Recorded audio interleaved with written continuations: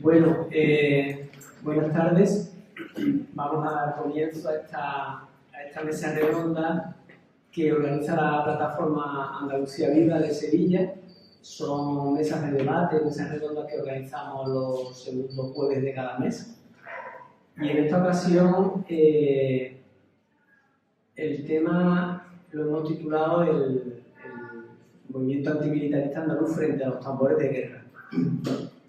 Nos parece un tema de bastante ahora mismo actualidad, y voy a pasar a introducir un poco la mesa y luego a continuación le doy paso a los intervinientes y yo luego cerraré. Y la idea es que al final tengamos un turno de cierta discusión, de cierto debate. Bueno, yo quería decir en principio que el furor militarista que estamos viviendo en estas últimas semanas, últimos meses, realmente no es algo tan novedoso, porque desde hace bastantes años, 10 o 15 años ya, la Unión Europea ha tenido todo un marco de planificación que ha ido generando nuevas herramientas, nuevos instrumentos de aumento de los presupuestos militares, del gasto militar, aunque fundamentalmente ese incremento se ha venido dando a través de los estados. Y por ejemplo, el Estado español entre 2014 y 2024, con los distintos gobiernos de PP y PSOE, han aumentado el gasto militar en un 107%. 10.215 millones de euros se han aumentado en 10 años por parte del Estado español. Además, en un marco de incremento de este gasto militar, de este presupuesto militar, que tiene lugar normalmente en la mayor opacidad, sin debate democrático, y además con una fuerte penetración, influencia de lo que se llama el complejo militar industrial. Ahora, recientemente, en los días pasados, se anunció un nuevo crédito extraordinario por parte del gobierno español. En ausencia de presupuesto, una fórmula fácil en la que siguen aumentando esta dinámica de gasto militar y de penetración de la industria militar en los presupuestos públicos. Quiero decir también que el 17 de diciembre de 2024 el Consejo de Ministros del Gobierno español prorrogó hasta final de este año, pero obviamente se mantendrá en los siguientes años, la presencia de militares fuera del Estado español. En alianza con la OTAN, con la Unión Europea, pero lo cierto es que el Estado español mantiene 16 misiones militares en el exterior, que involucran a más de 3.000 militares y guardias civiles. Digo todo esto para contextualizar que no estamos en una situación que de pronto suenan tambores de guerra en ausencia o en una dinámica que veníamos arrastrando como pacifista o algo así. No, naturalmente estas misiones militares de los militares españoles, del ejército español, tienen lugar en países de Oriente Medio, de África, limítrofes con Rusia. Ninguna misión de esta se despliega en Estados Unidos, en Israel o en alguno de estos países. Y por último, el otro elemento que convendría resaltar en este debate tiene que ver con el papel que protagoniza Andalucía, o que le han otorgado a Andalucía en esta cartografía de la guerra desde hace mucho tiempo, que de luego probablemente es uno de los mejores indicadores para fundamentar el carácter de colonia interior que tiene Andalucía en las dinámicas económicas, políticas, extractivas, militares. Tenemos se hablará de eso, ¿no? Dos bases extranjeras, militares. Está la base de la OTAN en Gibraltar, está la base de Villa Torre en Almería, está la base logística de Córdoba. Y por último, decir que bueno, en Sevilla en particular, la plataforma Stop Feria de Armas, seguramente se habla aquí de ello, pues consiguió paralizar una feria de armas en Sevilla en el año 2021 y la idea ahora mismo pues, es reactivar, se hablará de esto en esta mesa redonda, pues lo que ha sido realmente un importante movimiento antimilitarista en Andalucía.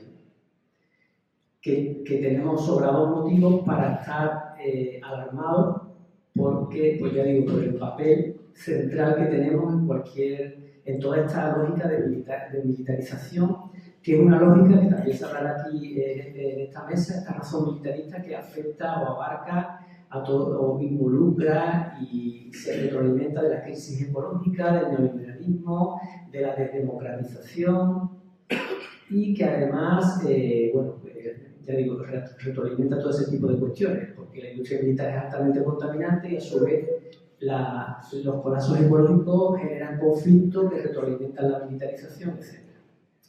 Bien, bueno, como hay un sobrado motivos para hablar de todo esto y para estar preocupados, esa es la fundamentación de esta mesa redonda. Voy a darle la palabra primero a Jesús Lara, voy a presentarlo.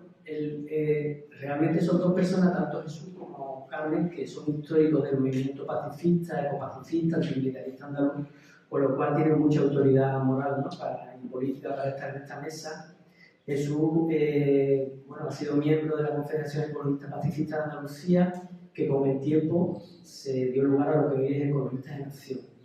Estuvo trabajando en el grupo En Pie de Paz contra la entrada de España en la OTAN.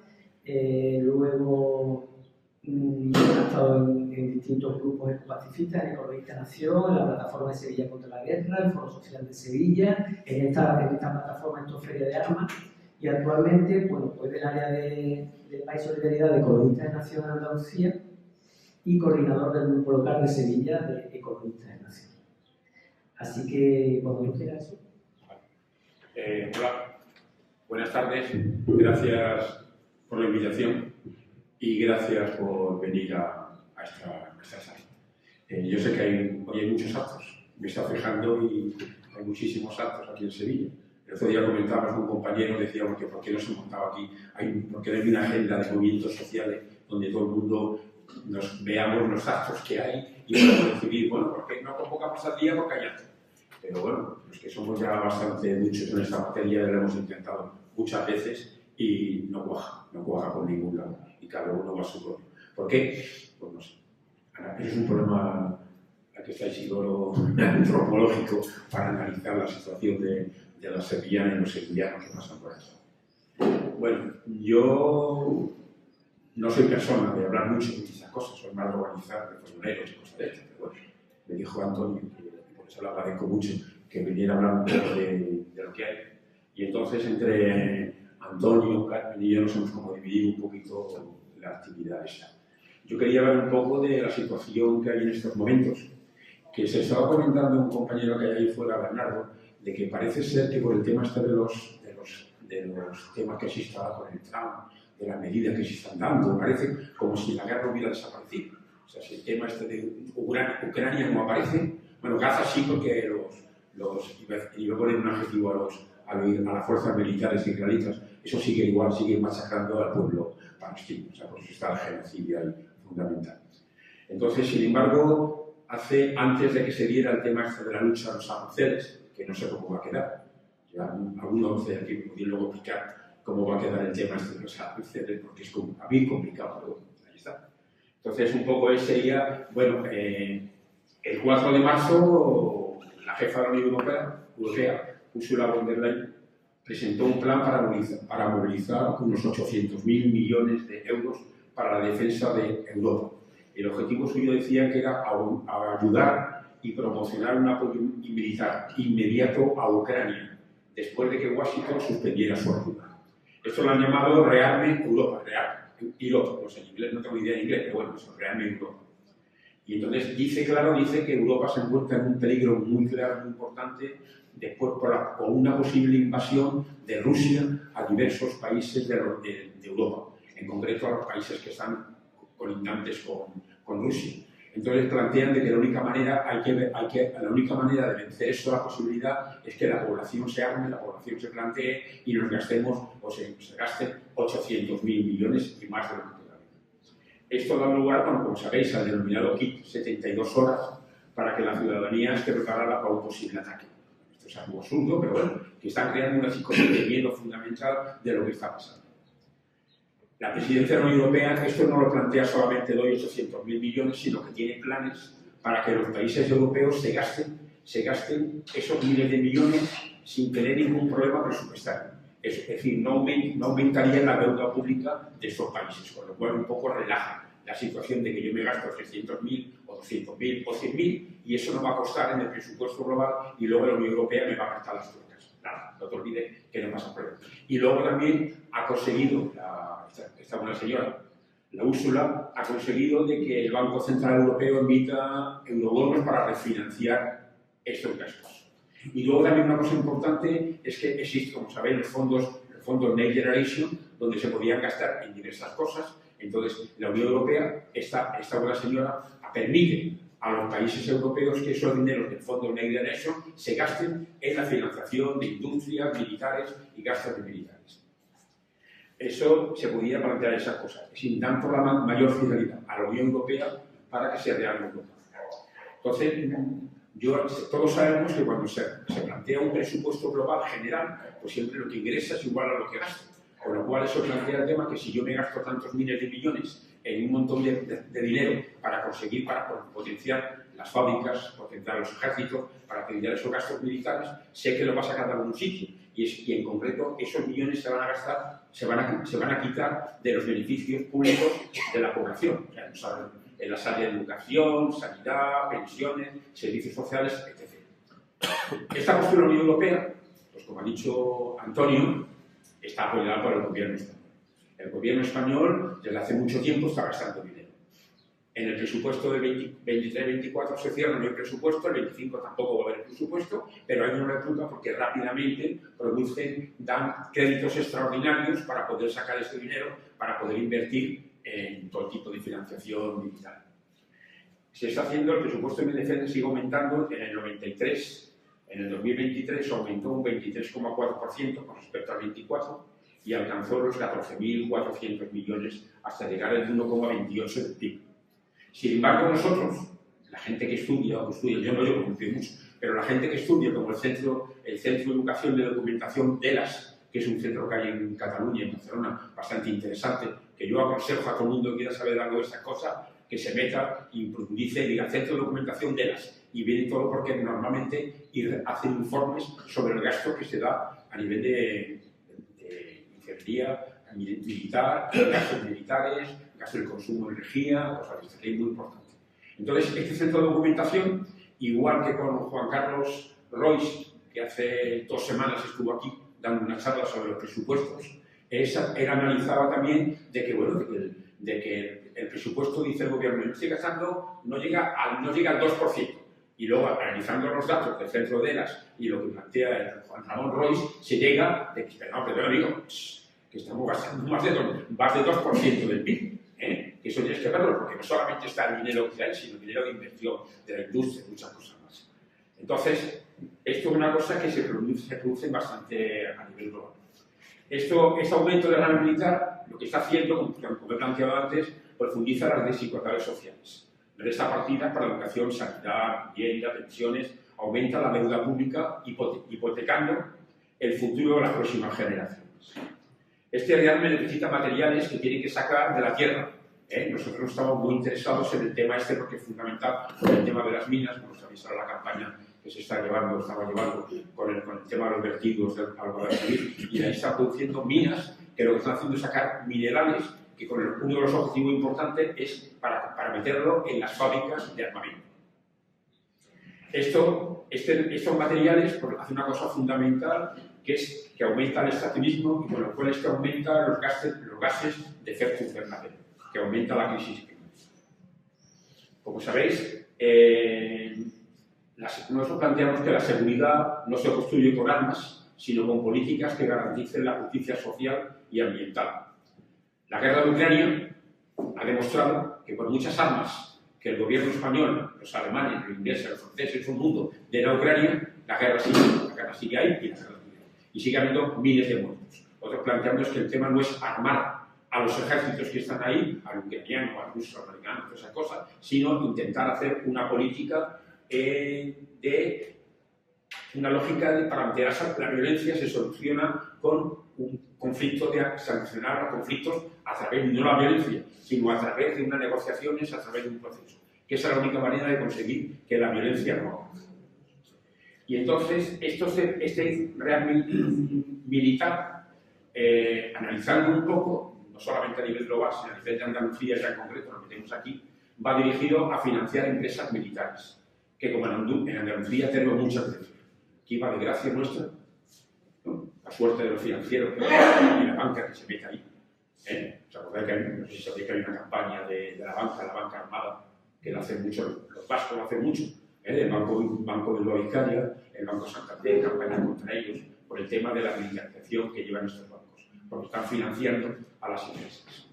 Aquí en Andalucía se puede decir que tenemos como 3 cabeceras financieras y 3 cabeceras militares. Navantia, Airbus y General Dynamics Santa Bárbara. Navantia está instalada en Cádiz, es un gran astillero para la construcción y arreglos de navíos y como sabéis recientemente, hace unos años, se están vendiendo y construyendo barcos para Arabia Saudí. Eso trajo un conflicto a nivel del movimiento antiimperialista y pacifista porque el alcalde creo que era el alcalde de Cádiz, apoyó y planteó el tema de que había que defender a los puestos de trabajo y nosotros los antimilitaristas decíamos que vale, muy bien, pero no para matar, no para construir armas, que lo que hace es matar civiles, porque a fin de cuentas las armas matan civiles. Luego, aparte de Navantia, que tiene que estar instalada en la bahía de Cádiz, como he dicho antes, luego está General Dynamics Santa Bárbara, dedicada a la construcción de vehículos ligeros. Ahora están construyendo el VR 8x8, que por cierto he leído esta mañana, que la empresa, el consorcio Test Defensa, ha entregado ayer de manera clandestina a la ministra de Defensa 4 de estos camiones militares, el VR 8x8. Y esto lo han hecho no solamente con la gente de General Dynamics Santa Bárbara, sino con un consorcio formado por SAPA, una empresa vasca, y por Indra. Indra, que es una empresa que es andaluza y que tiene muchísimas ramificaciones en todo el mundo y es casi una de las mayores potencias de industriales que hay en Europa y en el mundo entero.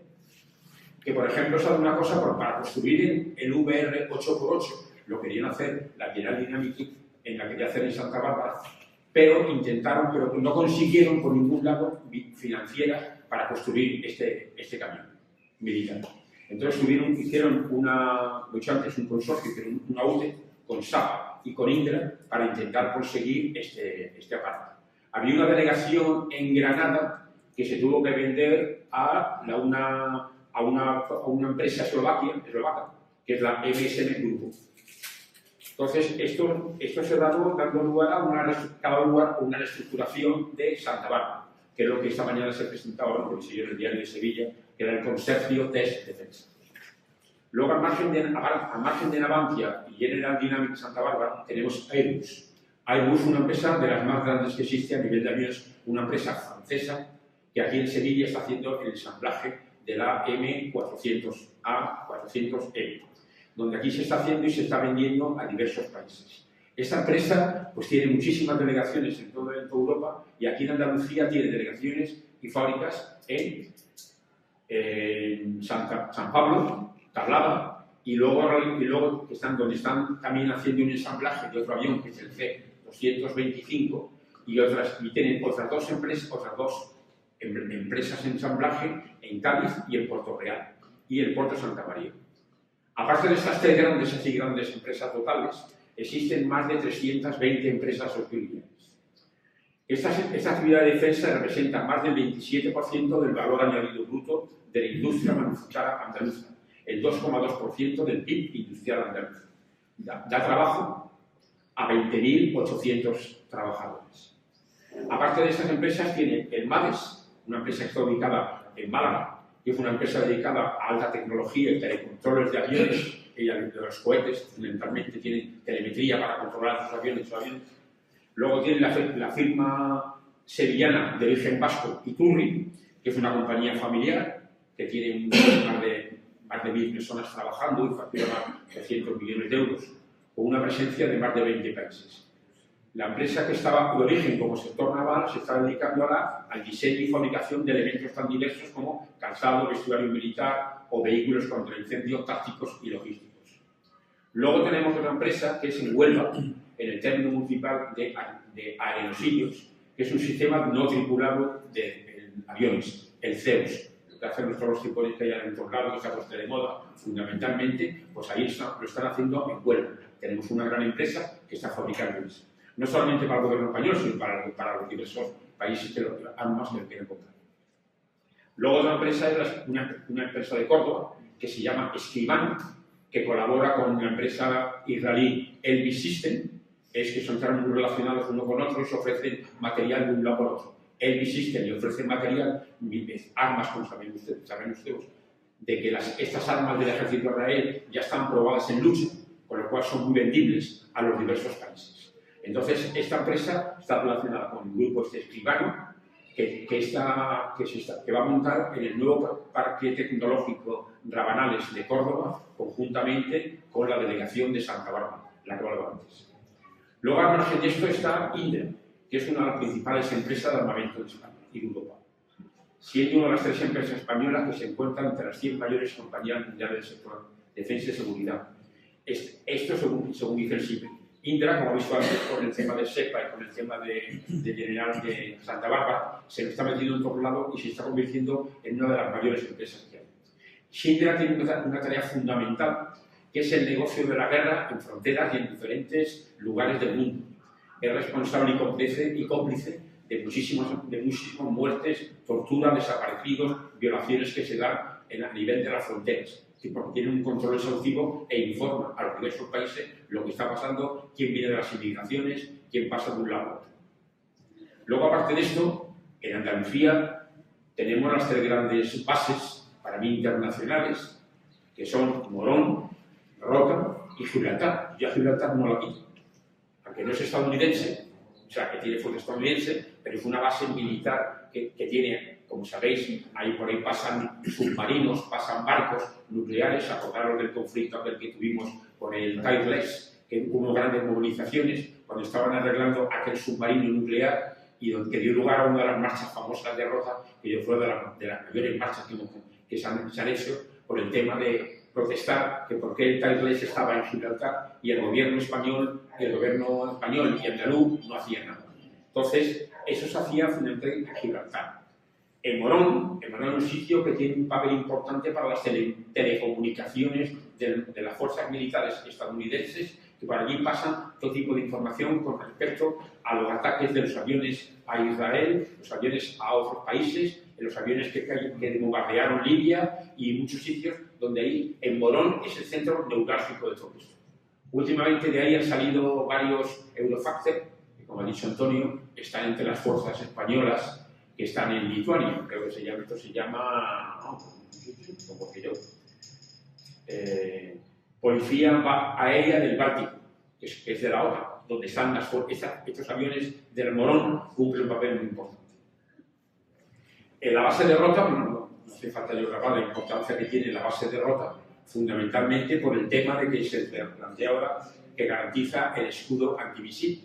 Como sabéis, ahora plantearon hace que estaba Zapatero, que fue cuando se aprobó el escudo antimisil. En principio decían que iban a ir solo 3 destructores estadounidenses y ya van por 5, recientemente hasta 2. Con la alegría y el tinglado de la población de Rota, que dice que eso significa muy bien porque bueno, hay muchísimas personas, van muchos americanos, disfrutan y dan mucho dinero. Entonces, esto para nosotros nos parece fundamental. Este es el problema. Para mí me parece que la industria militar tiene un gran impacto en Andalucía con respecto a eso. Y luego yo, por último, quería plantear, para mí, los ecologistas o los medioambientalistas, que la industria militar y los ejércitos tienen un enorme impacto ambiental. Estas fuerzas militares tienen un gran consumo de combustibles fósiles y dan una gran huella de carbono.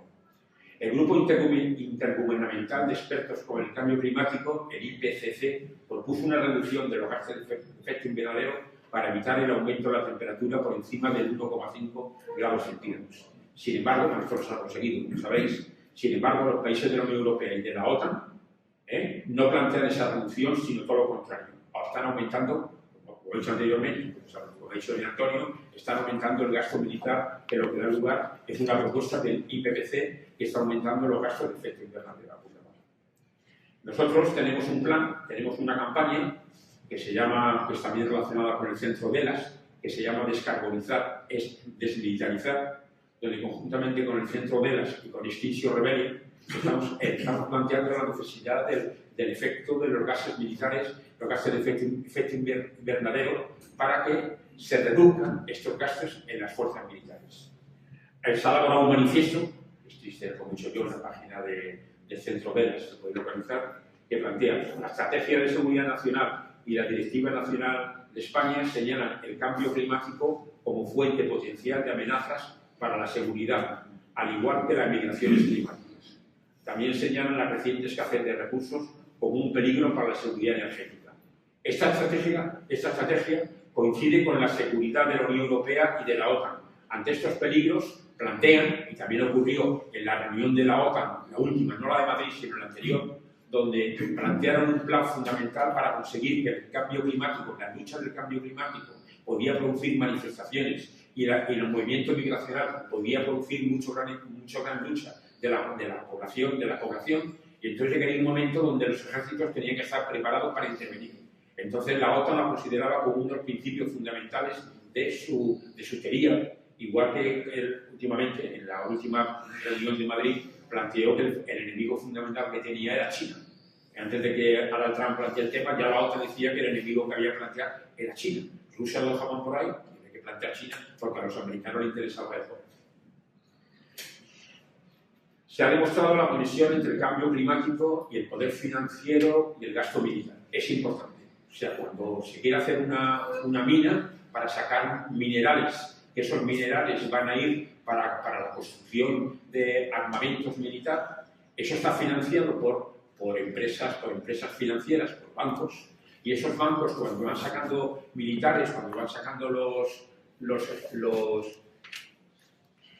complejo militar y van sacando todas las medidas de los minerales, necesitan también los ejércitos para que le apoyen. Es decir, hay una unión muy fuerte entre el extractivismo, sacar minerales, entre el cambio climático y entre las fuerzas militares. Está unido una cosa con la otra.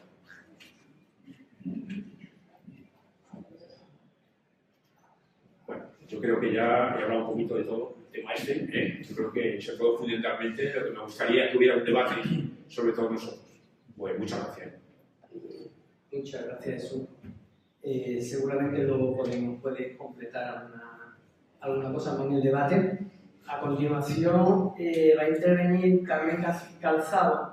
Quiero agradecerle especialmente a ella porque viene de fuera, de Cádiz. Igualmente es una histórica del movimiento ecopacifista en Andalucía. Ella es profesora de matemática jubilada, activista del área de Paz y Solidaridad de Ecologistas en Acción. Vive en el puerto de Santa María y últimamente está más activa quizás en la plataforma de solidaridad con Palestina.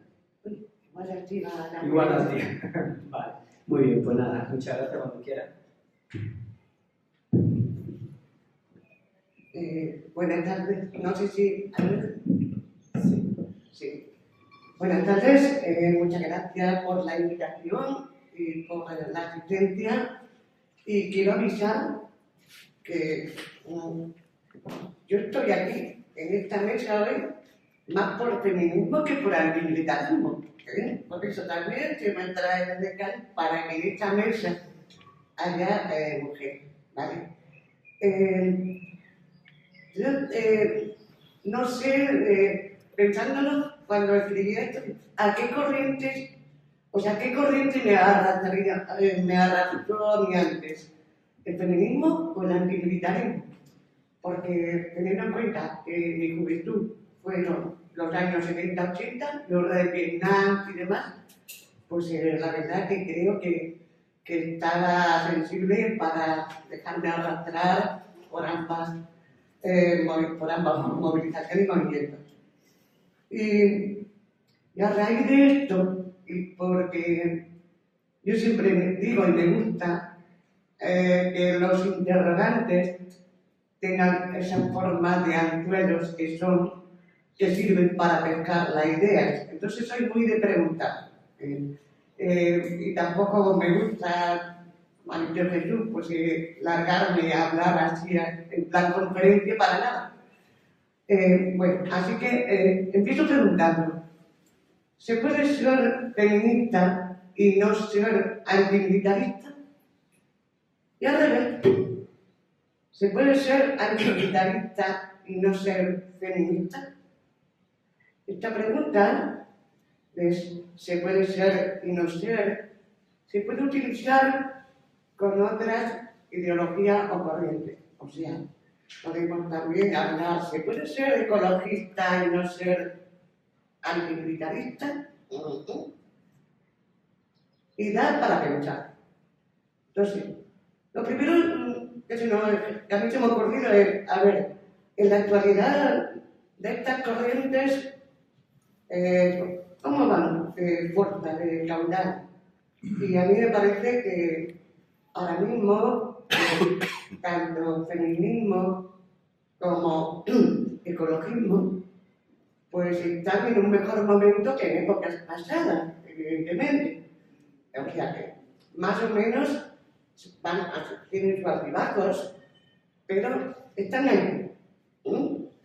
Y incluso, pacifismo, si preguntáramos a la población si se autoconsidera o se autodenomina pacifista, seguramente aparecería más del 50%.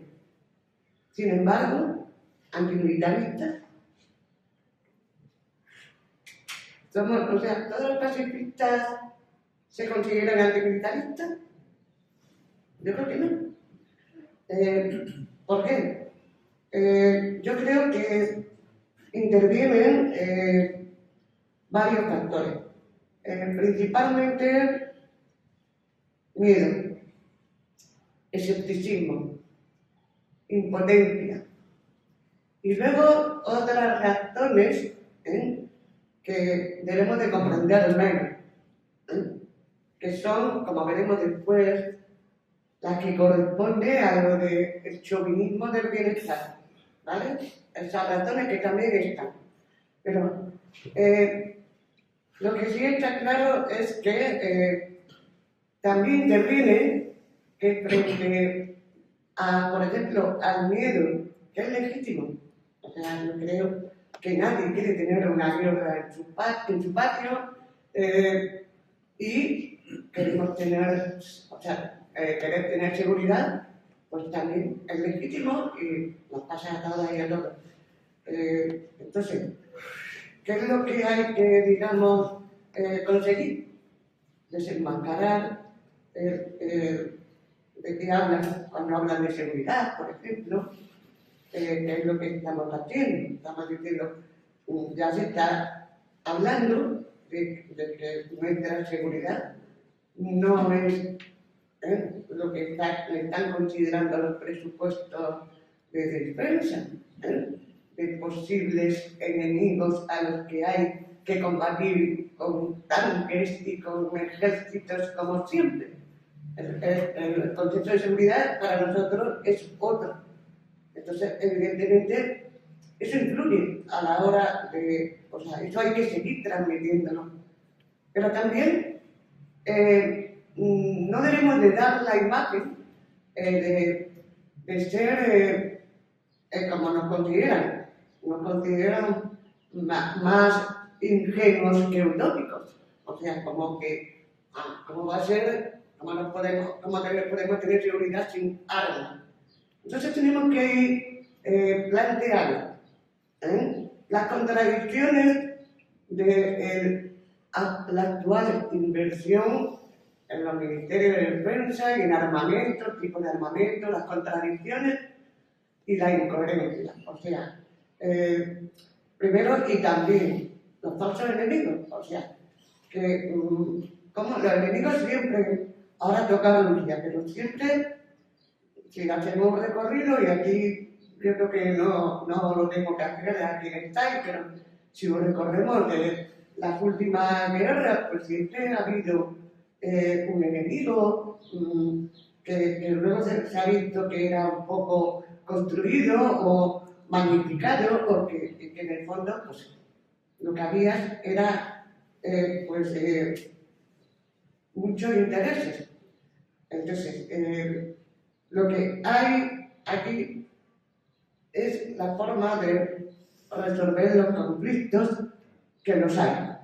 Conflictos, a ver, los hay. Y eso también tenemos que saber dar una respuesta de que evidentemente los gobiernos tienen que saber responder cuando hay esos conflictos. Pero que los conflictos no son los que nos quieren hacer ver que necesitamos, que Rusia nos puede mandar bombas, o la China, o no sé qué. No, los conflictos son por los recursos, principalmente los recursos. Ahora, hoy mismo, en el informativo, en el Congo, un nuevo conflicto con los recursos, y están saliendo un montón de desplazados. Entonces, ¿y cuál es el principal problema de Europa? Europa, como ha dicho Jesús, lleva tiempo pensando que se tiene que rearmar. Pero ¿cuál es el principal conflicto? Pues que, evidentemente, los recursos donde están, donde no los hemos agotado todavía, principalmente en el sur de Asia y en África. Y en África ya he dicho, esto de que no estéis expoliando, como que no. Y encima además, pues ahora, principalmente quienes están controlando la extracción de petróleo, gas y los minerales, el litio, uranio, en África, es China. Eso es verdad. Entonces, eso es lo que hay principalmente, y a mí me parece que por eso también sí que es verdad que es difícil. Es difícil convencer para esta lucha, por lo que decimos de que mucha gente sabe que lo que se está queriendo defender es su seguridad energética. Pero en el fondo, el tema es qué porcentaje de la población piensa que no sería capaz de vivir sin esto. Y que si tienen que morir no sé cuántos que ellos no conocen y que están en terrenos lejos, pues les da igual. Esto es muy fuerte y muy duro, pero yo creo que tenemos que tenerlo en perspectiva, porque es lo que está pasando, es lo que se está transmitiendo. Que están defendiendo la seguridad de poder seguir con nuestro bienestar. Quería, con el tema también el argumento que utilizan para la inversión y demás, pues siempre está el tema de la disuasión. Tenemos que tener un arsenal potente para disuadir a quienes tienen ya ese arsenal potente. Entonces, pero sin embargo, un ejemplo muy claro también se ve de que esto no nos lleva a ningún sitio. El caso de las armas nucleares. Después de las dos bombas atómicas, pues evidentemente hubo un consenso, todo el mundo estaba de acuerdo de ni una más, y prácticamente todos los países firmaron el tratado de no proliferación de armas nucleares. Pero sin embargo, desde entonces hasta ahora, ahora hay 12.500 armas nucleares y se han producido 2.000 ensayos. Cuando se sabe que además una de las razones de que no se siguiera por encima de las armas nucleares era no solamente la mortandad y la destrucción humana, sino la contaminación permanente que se quedaba en el terreno, en el planeta. Entonces, ahí es donde se ve la pregunta. Si hubiese, se ve eso, se hubiese destruido las que había y no se hubiese fabricado más, sería mejor, ¿no? Estaríamos más seguros. Porque sí, porque se puede, evidentemente el argumento le funciona. Gracias a la disuasión, ¿no? Hasta ahora no hemos salvado de otra bomba atómica. Pero si no hubiera la bomba, estaríamos más seguros de que nos salvábamos, ¿no? Entonces, también, por ejemplo, me ha llamado la atención pues que la OTAN, y ya vamos a hablar también de la OTAN, la OTAN, su, digamos, acuerdo, los estatutos de su constitución, pues en el artículo 2, antes del artículo 3, que es el que habla de la seguridad mutua, o sea, digamos, de que la alianza era para defender a cualquier país, todo eso. Pero antes hay un artículo 2 que tiene que ver también, pues, un poco, pues, con otros tratados en la ONU, digamos, de buenas intenciones. En ese se dice que se buscará siempre las resoluciones amistosas, ¿eh? Que ningún país buscará conflicto económico con otro. Que yo cuando lo he visto, sí, me da la risa. Evidentemente no se lo respeta. Entonces, el tema de la OTAN, un momentito, tú me dices que me calles. Vale, cuando me pasa, ¿vale? Con el tema de la OTAN voy a enlazar, me decía Antonio que, bueno, que quizá vendría bien recordar un poco, pues, la historia de nuestras movilizaciones pacifistas y antimilitaristas y, evidentemente, pues, la campaña anti-OTAN fue una campaña que sí que podemos decir que aunque luego en el referéndum salió lo que salió, pero sin embargo se hizo campaña a nivel estatal. En todos los rincones había gente moviéndose en contra de la OTAN. Conseguimos movilizarnos un montón de gente antes del referéndum, ¿no? En el último fin de semana antes del referéndum, en Madrid. Fuimos de todos sitios. Yo me acuerdo que estaba en Almería, entonces sí, de Almería fuimos un autobús o dos. O sea, y luego llegábamos, ¿no? O sea, pero sin embargo, visto desde ahora, fue un 44% de votos no. ¿Qué pasaría ahora si votaran? ¿Qué pasaría si hubiera referéndum ahora después de que Suecia y Finlandia han ido corriendo neutrales de tanto tiempo y se acaban de... con lo de Ucrania? ¿Qué pasaría cuando está detrás en juego la seguridad de nuestra energía? Le he dicho que yo soy mucho de preguntar, pero lo dejo ahí. Yo no lo quiero ni pensar. No, o sea, no me lo imagino, pero ahí lo dejo. Luego, si queréis, hacemos una porra y vemos cuánto saldría. Y bueno, pues esa movilización que hicimos para la marcha, para la campaña de la OTAN, pues sí que es verdad que después se quedó. En aquel tiempo no teníamos WhatsApp, estábamos sin WhatsApp, no organizamos de otra manera, pero sin embargo se quedó. Ese mismo año hicimos la primera marcha a Rota, ¿vale? Anteriormente, en Rota se había hecho una movilización en 1981 contra la base militar de Estados Unidos, pero fue organizada por el partido de izquierda a nivel local. En el 1986 cogimos, o sea, digamos, la idea que la habían tratado esa compañera y compañeros de Rota, cogimos la idea, pero dijimos, como estábamos coordinados ya, más a nivel andaluz y a nivel estatal y eso, a nivel estatal, entonces, pues dijimos, vamos a hacer una marcha. Llamábamos marcha porque iba a venir gente de todos sitios. Y aparte, íbamos andando desde el puerto Santa María del centro hasta la puerta de la base. Se hacía una marcha de varios 4 kilómetros ya.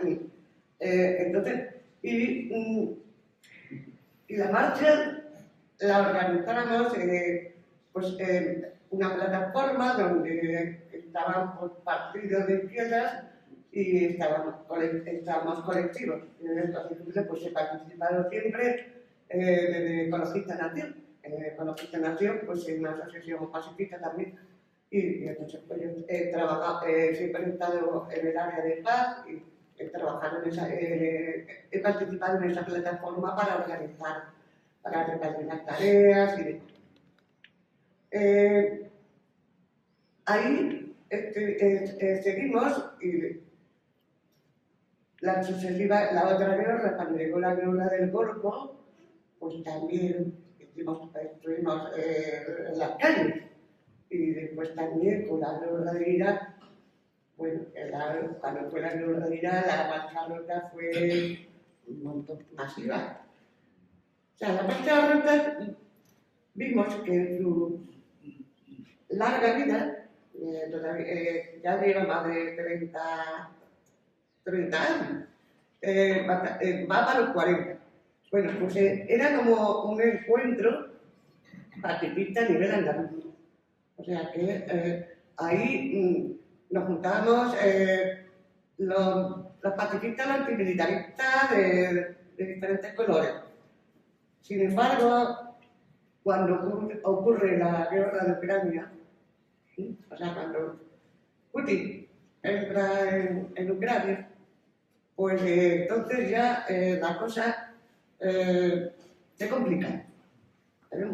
Porque encontramos con que, bueno, pues entre quienes estaban en la plataforma de la marcha rota, pero principalmente porque era una base americana, pues ahora pues cuando intentábamos hacer un manifiesto donde repartíamos responsabilidad, o sea, ¿vale? Putin también tenía responsabilidad. Entonces, eso no, ahí no lo entendíamos, nadie forma.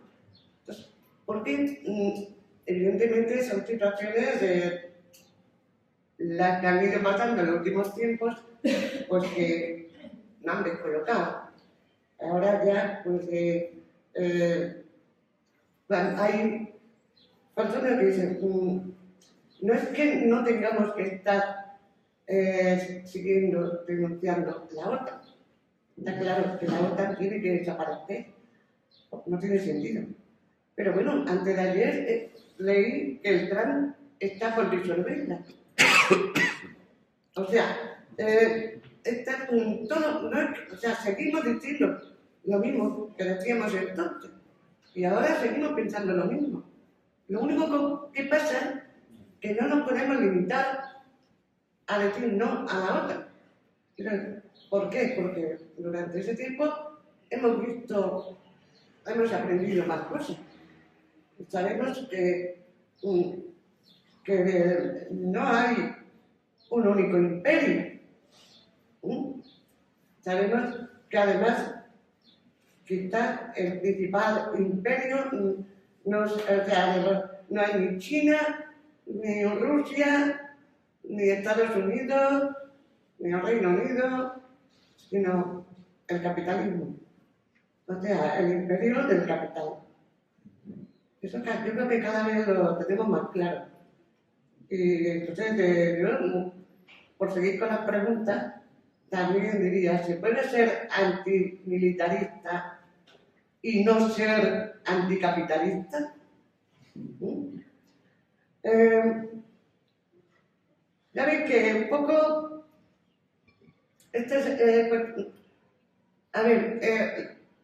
son preguntas que yo me hago y sobre todo porque creo que es importante, porque de verdad no ser ingenuo. O sea, la ingenuidad no nos ayuda. Entonces, y muchas veces en el tema del pacifismo reaccionamos humanamente, muy bien, desde, digamos, los sentimientos, lo que nos impacta ver las escenas de las muertes, igual que pasa con el tema del genocidio. Pero, aparte de esa reacción, tenemos que tener mensajes claros de alternativa.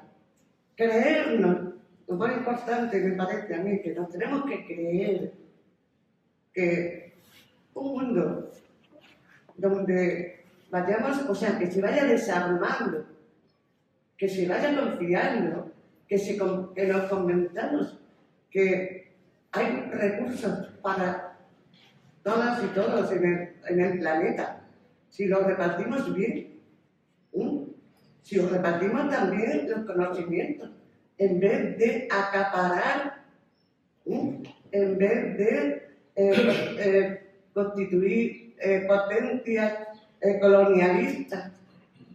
Entonces, nos tenemos que, eso es lo que hay que el sistema es lo que hay que romper, y eso no es cuestión de hacer una manifestación y conseguirlo, está claro. Pero me parece que nos tenemos que poner, cuando vayamos consiguiendo unidad, tenemos que ponernos objetivos más radicales. Porque si no, a mí cuando me dicen la movilización de la guerra contra la guerra de Irak, es verdad, fue tremenda y fue efectiva. Pero luego sigue habiendo guerra y ahora mismo la cosa está peor.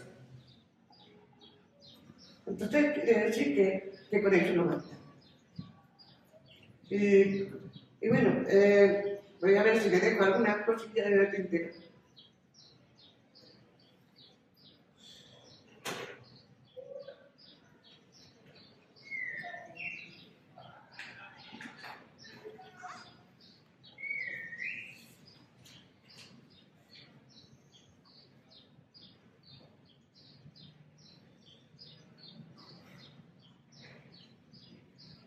Bueno,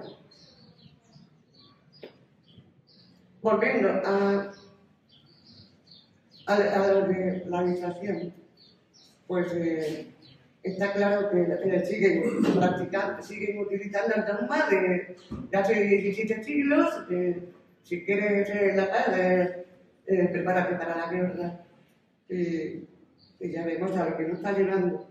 Y lo que sí también quería, antes de que se me acabe el tiempo, comentar que en el caso de las plataformas que se han creado también por todos los rincones para denunciar el genocidio el genocidio en Gaza y la expulsión, porque no es solamente el genocidio en Gaza, es expulsión de palestinos en Gaza y en Cisjordania. Entonces, eso no tiene nombre.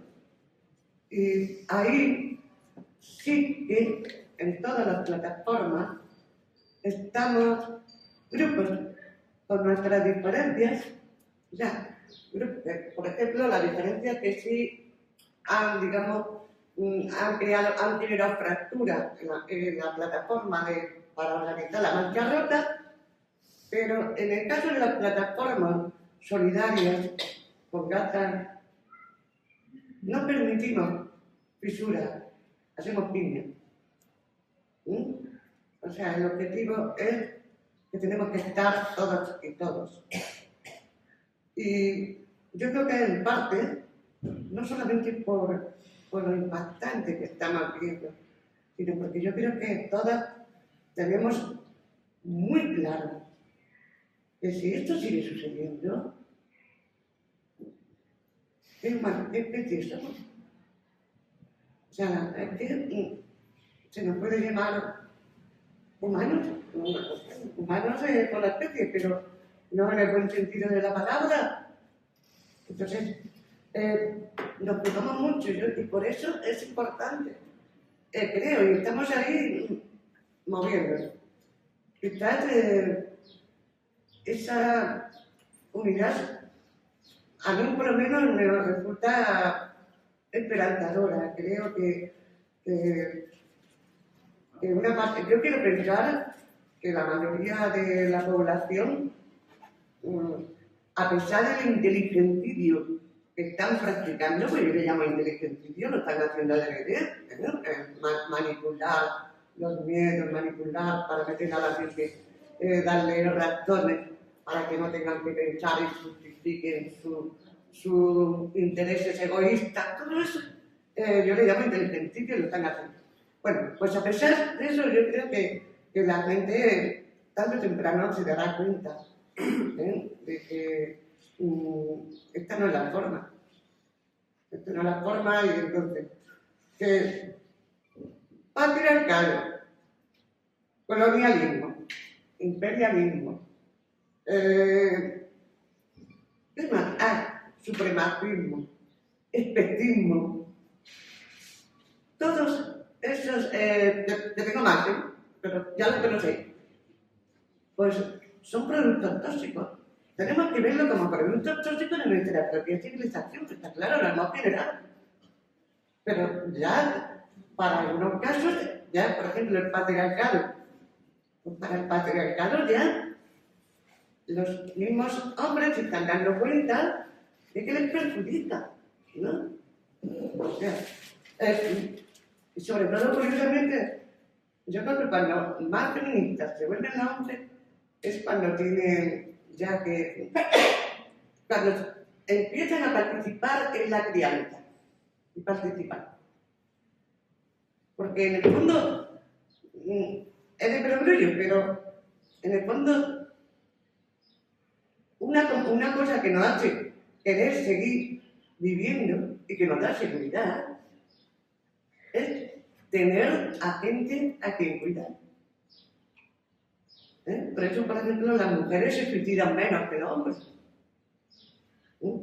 Entonces, creo que los hombres se van dando cuenta que precisamente pues, la masculinidad del patriarcado le pone corset, o sea, pone corset.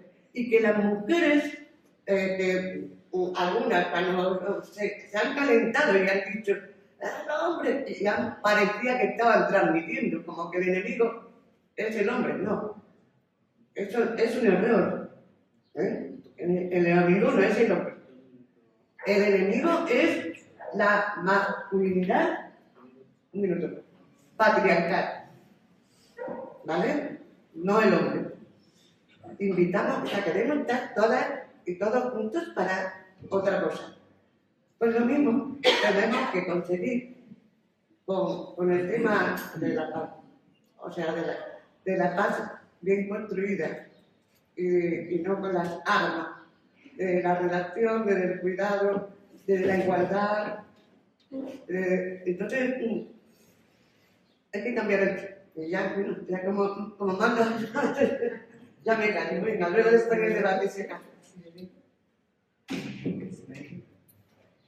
Bueno, muchas gracias. Yo voy a tocar brevemente dos apuntes que ya no habíamos previsto, también para que pudiera ser objeto de debate. Uno tendría que ver con el vínculo profundo que existe entre la razón militarista, entre el militarismo, y lo que ahora llamamos neoliberalismo, ¿no?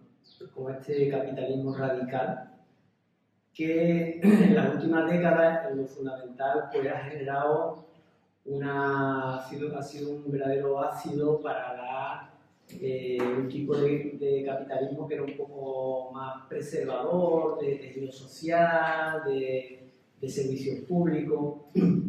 Y el militarismo, o todo este furor militarista que estamos viviendo, pues está, ya digo, íntimamente ligado con el programa neoliberal, que, bueno, a fin de cuentas, es una etapa, un régimen de acumulación del capitalismo que tiene que ver con el agotamiento de la expansión espacial y la necesidad de mantener las tasas de beneficio mercantilizando y expandiéndose sobre otros ámbitos que clásicamente estaban más preservados, ¿no?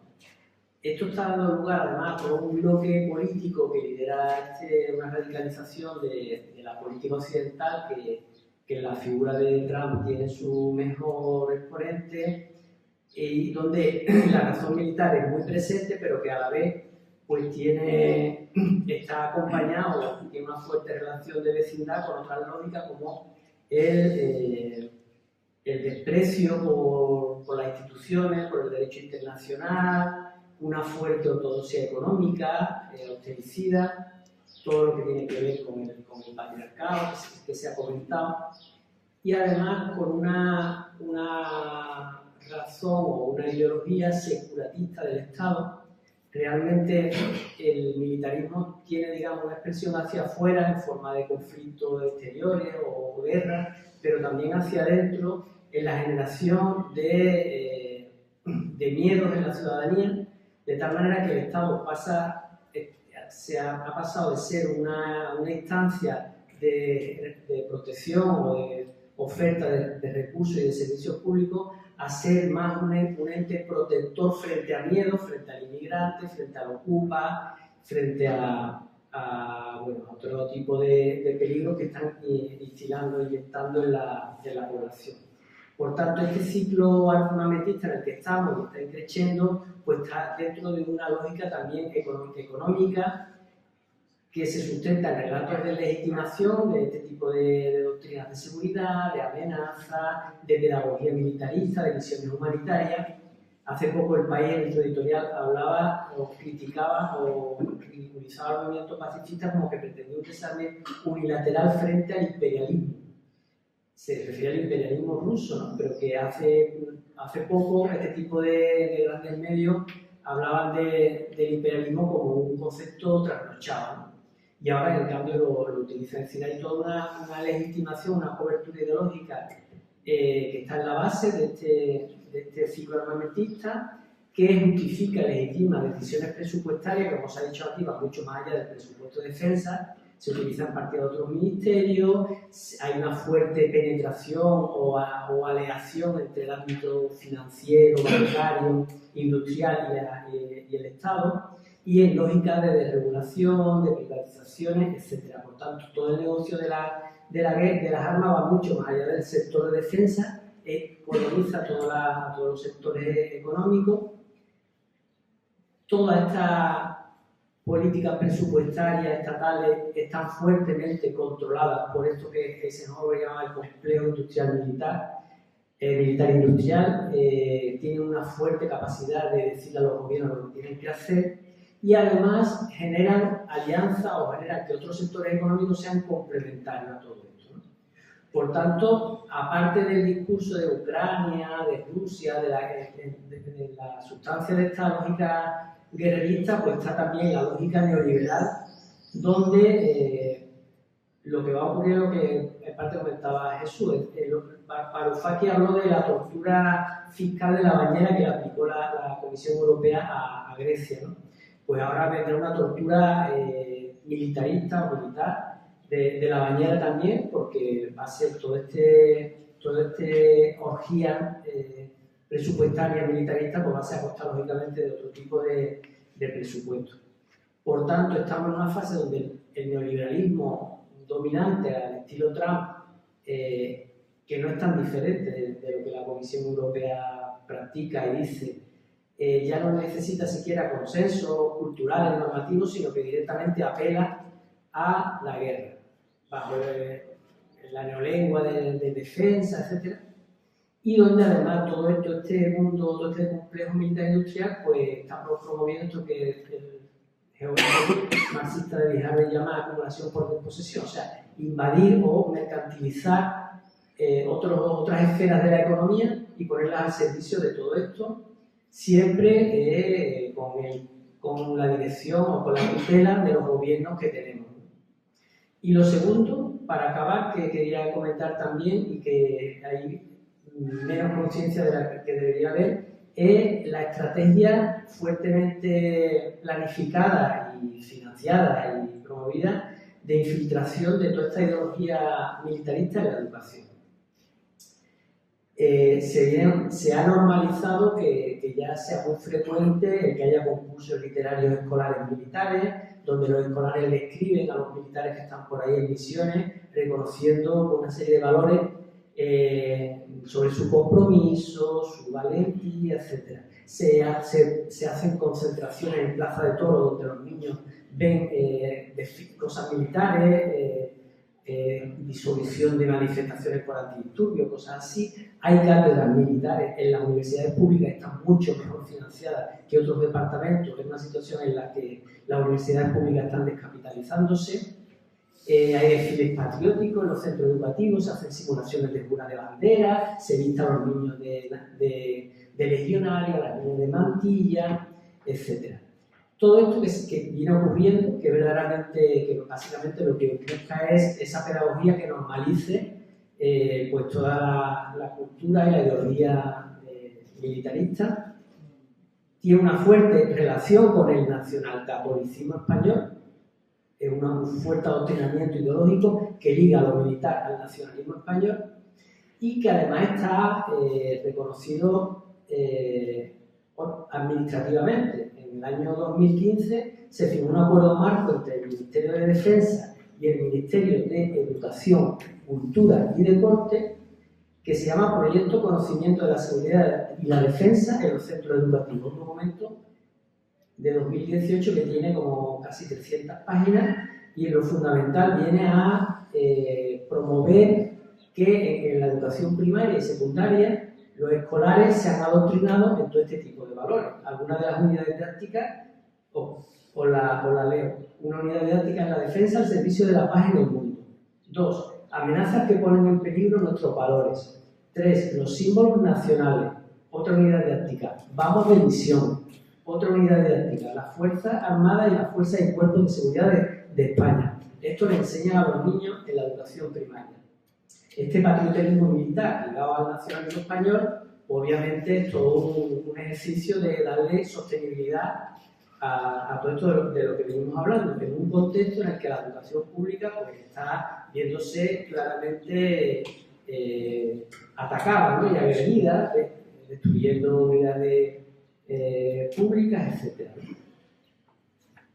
En un ámbito, el ámbito educativo, que precisamente debería promover todo lo contrario, un espacio, todos los valores contrarios a esto que venden como que pertenece al ejército, a la Guardia Civil, etc., a la defensa, y que son valores patriarcales, valores ecocidas, valores que promueven la resolución de los conflictos exteriores a base de militares, ¿no? En un espacio donde lo que se debería de enseñar a los niños son valores ligados a la paz, a la cooperación, a la participación, no a la jerarquía, no a la disciplina, a la solidaridad, a la resolución democrática, no violenta de los conflictos. Entonces es un verdadero escándalo que, como todos los grandes escándalos o los grandes abusos que sufrimos, está bastante invisibilizado, bastante normalizado, bastante naturalizado. No sé por qué los sindicatos educativos, etcétera, mucha gente pues no tiene una actividad más fuerte en este sentido. Pero que, bueno, a fin de cuentas, de lo que un poco esta mesa quiere dar cuenta es que el aumento que se está promoviendo ahora de los presupuestos militares no tiene solo que ver con la industria militar, ni con el Ministerio de Defensa, no está ocurriendo ahora solamente y además está escrito en una lógica más amplia, que es una lógica neoliberal, patriarcal y de ultracapitalismo, o sea, de utilización de la economía, de poner toda la esfera económica al servicio de las grandes estrategias neocoloniales, etcétera, de los países, en este caso, más poderosos. Esto es un poco lo que yo quería apuntar para terminar esta mesa, y ahora pasaríamos, si os parece, a algún tipo de coloquio, cuestiones que queráis plantear. Yo había apuntado aquí algunas cosas que se podrían seguir comentando, que tendrían que ver con, quizás Jesús ahora puede hacer un apunte, las iniciativas que ahora mismo del lanzamiento del movimiento antimilitarista en Andalucía. También, bueno, lo que hemos estado hablando, ¿no? El papel privilegiado que tiene Andalucía en toda esta diseño, ¿no? De militarista y expansionista de la industria militar. y bueno, y toda la ligazón profunda que tiene el militarismo con la economía política, o con el ecocidio, con el patriarcado, con los movimientos de represión de los movimientos sociales, etc. Así que si os parece, no sé si Jesús si quieres comentar. Sí. Venga, y ahora sí. tenemos aquí un... Bueno, yo eso no lo he logrado porque en principio, como yo me iba a dedicar a la geoestrategia del momento, dentro de lo que esto reparto, pero hay cosas que sí habría que plantear. Es decir, lo que plantea es de la estrategia de acción y reforzamiento del movimiento antimilitarista andaluz. Pues recientemente se están haciendo, quitando bueno, lo que comentaste tú antes, lo de la feria de Stoff, feria de armas, que aquí en Sevilla en el 2021 conseguimos parar la feria que había aquí, por lo cual fue una cosa muy importante de que el alcalde se echase para atrás. No sé si presionado porque no le interesaban los follones o presionado por los que estábamos en la calle. Feria de armamento, ¿no? Exactamente, feria de armamento. Esto es feria de armamento, básicamente. ¿Por qué? Porque el objetivo, no sé si por aquello, porque no sé, no le interesaba crear follones al amigo Antonio Muñoz, que era el alcalde en ese momento. Entonces, a partir de ahí, pues aquí había una plataforma de Sevilla contra la guerra, que estuvo un poco, que ha estado más o menos moviéndose en actividades, y ahora últimamente, con la campaña del rearme, que he contado yo, con la campaña de rearme de la Unión Europea, la campaña del gobierno español de seguir rearmando y seguir comprando armas e invirtiendo en muchas armas, nos hemos juntado un montón de colectivos en una plataforma que el otro día, el lunes pasado creo que era, decidimos que se iba a llamar Plataforma Andalucía por la Paz contra el rearme. Nos parecía interesante que teníamos que hacer esa campaña porque creo que luchar contra el rearme en este momento era importante. ¿Y por qué lo planteamos en ese momento y por qué Andalucía? Porque Andalucía siempre, en la lucha del movimiento pacifista, siempre ha sido defendiendo a Andalucía como un movimiento donde Andalucía siempre defendía en la forma de su estructura, de cómo éramos los andaluces, que luchábamos siempre por la paz y había que seguir reivindicando ese movimiento. Entonces el otro día hubo una reunión, ya casi 40 y tantos colectivos, y seguimos intentando coordinar todo ese movimiento de cara a que se realizase un gran movimiento, una gran concentración, una gran manifestación. Nos encantaría que fuera como contra la guerra, pero somos conscientes que en aquel momento contra la guerra pues estaba el PSOE con todo su armamento, que era de telecomunicaciones, con lo cual ahora no tenemos a eso, porque el PSOE está en el otro lado. Entonces, sin embargo, tenemos que seguir planteando la necesidad de ese movimiento pacifista, que como he dicho antes, pues se llama Andalucía por la Paz contra el rearme. Es una cosa que estamos trabajando, donde ¿qué se plantea? Pues confluir, porque en junio hay una reunión de la OTAN en Madrid. Entonces queremos que coincida con esa reunión grandes movilizaciones aquí en Andalucía y en todo el Estado. Entonces, eso sería interesante, la forma de realizarlo y de forma de apoyarlo. Eso yo creo que es lo que más estamos haciendo. Con las otras preguntas, pues bueno, yo sigo definiendo de que Andalucía tiene mucho que pensar, como yo le planteo en mi argumentación. O sea, que en Andalucía tenemos una gran cantidad de empresas militares que en el resto del Estado me preguntan siempre que por qué en Andalucía el movimiento pacifista, antimilitarista, no hacemos concentraciones como hacen los vascos o los zaragozanos con el tema de las banderas, siempre, el polígono de las banderas, que es interesante plantearlo. Y aquí, pues decimos, como estamos siempre con las marchas rotas, la marcha Morón, la marcha rota, la marcha Morón, pero sin embargo dejamos una lucha contra las empresas. Yo me acuerdo hace mucho tiempo hicimos una concentración en la puerta de Airbus, cuando se empezó a hablar del A400M, y eso había que plantearlo. Eso lo hicimos con gente que era el antiguo movimiento de objeción de conciencia, lo que era el MOC, que nos juntamos y hicimos esas manifestaciones. Creo que había que intentar volver a hacer eso. ¿Por qué? Por lo que he dicho antes, yo creo que Andalucía tiene mucho que decir en contra del militarismo, lo que ha dicho Antonio de la educación, y sobre todo que aquí se está construyendo muchas cosas. Aquí se está construyendo muchos instrumentos, muchas armas y todo lo que sea, con un objetivo que es, primero, conseguir dinero, las empresas financieras hacerse más ricos de lo que hay ahora, cargarse el medio ambiente, porque para eso necesitan muchas minas, para conseguir esos minerales que den lugar a construir estas armas militares, y luego por lo que significa todo el armamento militar. Entonces yo creo que ahí hay que unir las campañas. Yo intento, lo poquito que intento, cuando hay una campaña, en la última que hicimos contra el rearme, que nos concentramos hace un mes, creo que fue, ¿no? Allí en el río, en el monumento a Sillida, pues yo intenté plantear la necesidad de que había que unir el tema de la lucha contra las minas y el tema de la lucha contra las armas y el tema de la lucha contra Palestina. O sea, que había que luchar, digo, contra Palestina, no, contra Gaza. Entonces, había que unir esas cosas. O sea, yo creo que es importante y fundamental.